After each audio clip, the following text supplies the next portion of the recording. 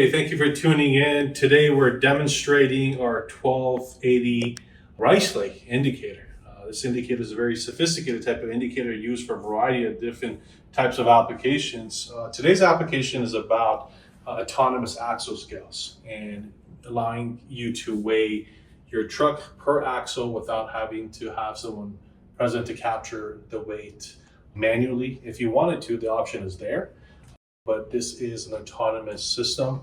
So the 1280 indicator is integrated with the laser light 2 in this particular example. It has a stop and go light here as well, green and red, representing to proceed on or stop to capture weight. So the first thing that we're going to do is we're going to basically add some weight to the scale. And first we're going to demonstrate the manual method, and then we'll do the autonomous method.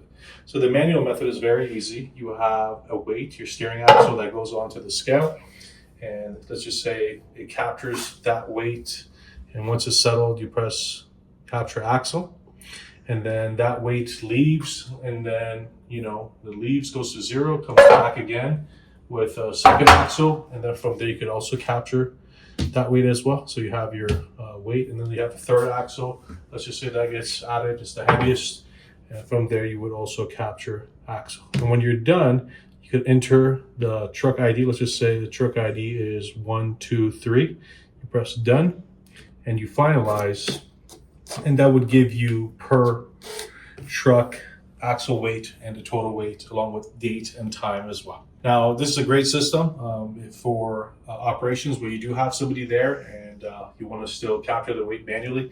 If you want to do the autonomous way, you would go to the settings and you switch it to automatically, and you could do even inbound and outbound if you wanted to. And then from there, we could proceed on to test that concept. So first, the scale is at 0. It says enter the scale here on the indicator, as you can see. You add the weight, your steering axle proceeds on. The light is red indicating please stop. And once the weight is registered, it will give you a green light. Again, you'll proceed on to the second axle.